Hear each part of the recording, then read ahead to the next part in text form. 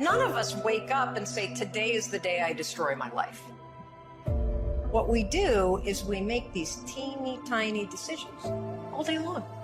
We don't even realize it. All day long, these tiny decisions that take you so far off track. And then you wake up like I did and you look at your life and you think, how the hell did I get here? And you have no idea. The most powerful tool that you have right now in your life, in your body, is your mind. That's why the enemy fights you in your mind. The devil doesn't have to tie you up for you to be bound. He just has to tie up your head. Right now, we have the most valuable asset on earth on our side, time. But it's running out. And right now, you guys are sitting there. And to make that first step towards greatness is the hardest step. There is one thing harder than that, my friends. It's later in life. As you look back on your life, the windows of opportunity has closed. Your ability is no longer present. Right now, you have the ability to never have that debate inside your head. That's the debate you can never win.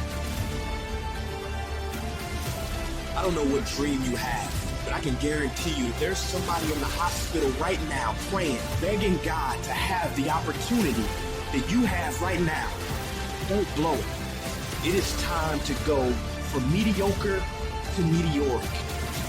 It is time to go from being counted out to being counted on. An hour lost today is an hour lost forever.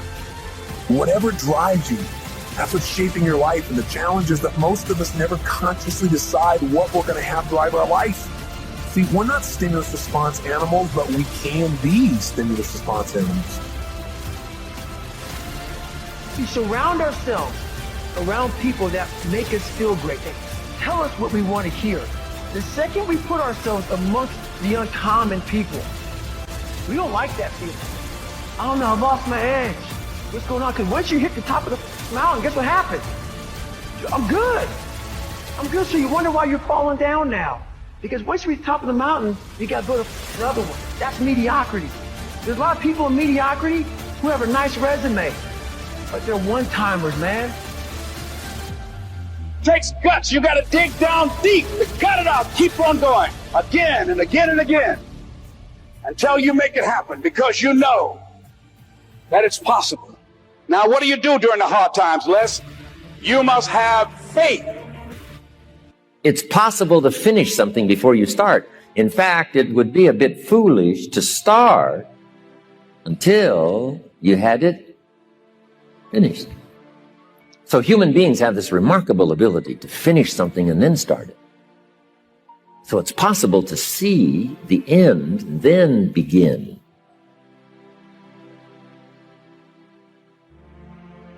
Not only is it possible, that's probably the best time to do it. When circumstances and situations are pressing in upon us, the only way we can overcome them is to go within, to actually begin to ask very empowering questions, with the awareness that this universal presence and its law will answer any question that you ask. So make this note: dreams and goals can become magnets. And the stronger the goal, the higher the purpose, the more powerful the objective, the stronger this magnet is that pulls you that direction. Now, not only does your goals and your objectives pull you that direction, here's what they also do. They pull you through.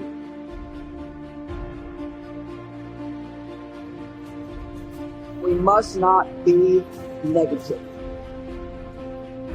Just negative talk gets us in so much trouble. So your comforts are now, so your discomfort is now very minuscule to your discomfort back here. And so you have to go back to the total discomfort to then raise your level of where you're at now.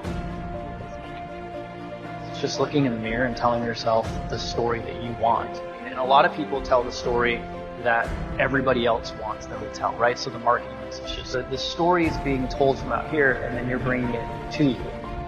What you have to do is tell the story you want. I'll give you one because profoundly impactful. You're more likely to believe something negative than you are something positive.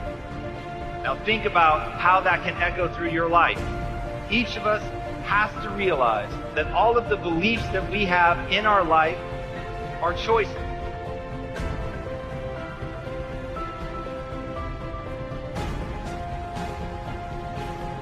You have control of this. This belongs to you. This is yours. You're the captain. You're the master. You're the foreman. You're the general. You're the head. Don't give control of this to nobody, especially the devil.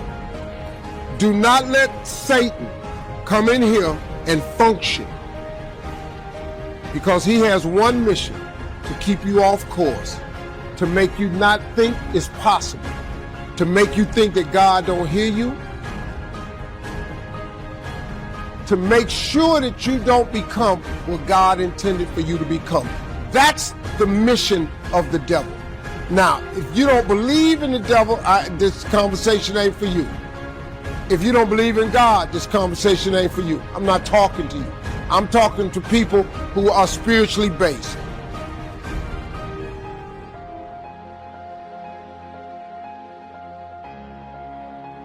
See yourself there. See yourself in possession of. Decide what you want and then act as if you already had it. Decide what you want and act as if it was already yours. Now, the reason we can act thinking that it's already ours is because not only can we vision the end results, we can also vision the beginning of making it real. Some people let the past pull them back. The past can be like gravity if you let it, to pull you back. Not just to think about it, to get advice from mistakes to carry on for the future.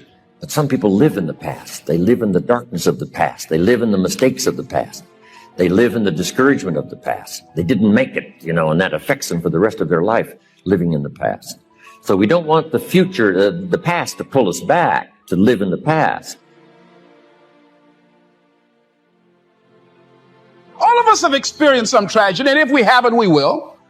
And you can either let it destroy your life, or you can build upon it. You can permit it to let it hold you down, or you can decide, I'm not going to let that happen to me. I'm big.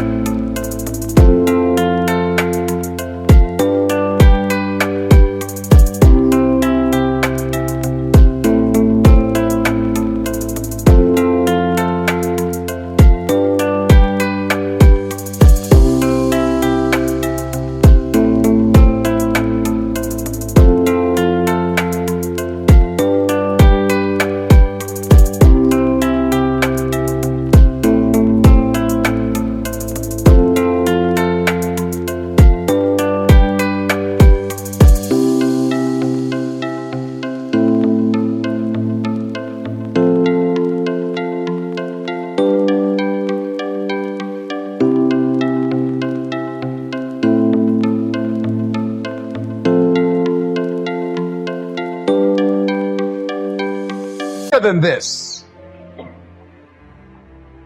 Make a declaration to yourself. Declare all out war that you're going to get out of this rut.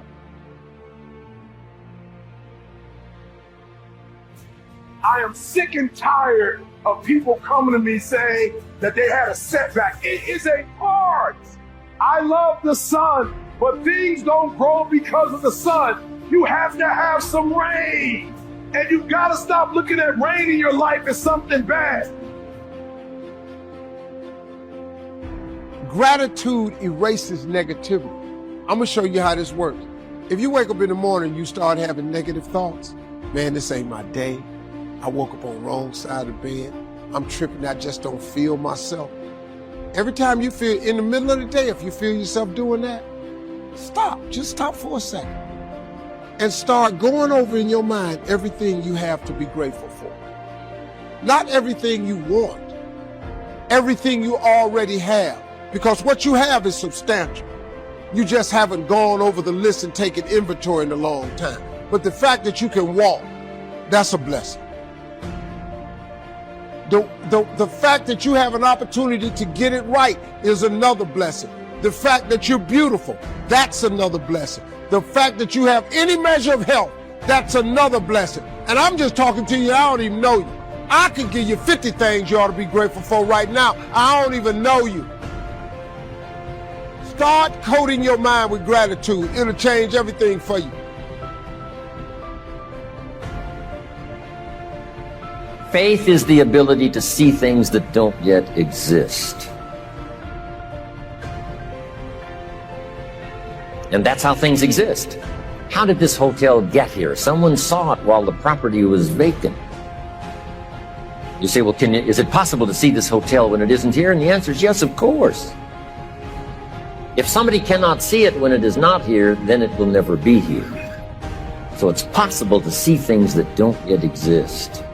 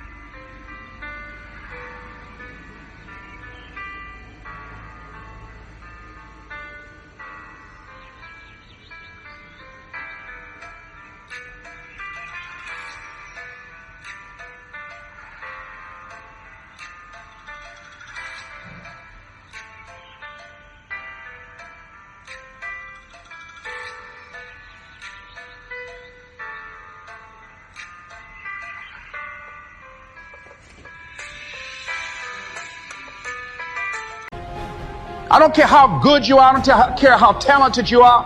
I don't care how much you work on yourself. There are some times when things aren't going to go right. They just are not going to go right. There are times when anything that can happen will happen. Murphy's Law will be knocking at your door. Why? I don't know why. That's called life. Judge not according to appearances. Don't judge your circumstances and the possibilities for your future based upon what you have now and because of what's going on now. No. That's not the real reality there. What you're going through, if you're going through some hard times, it has not come to stay, it has come to pass.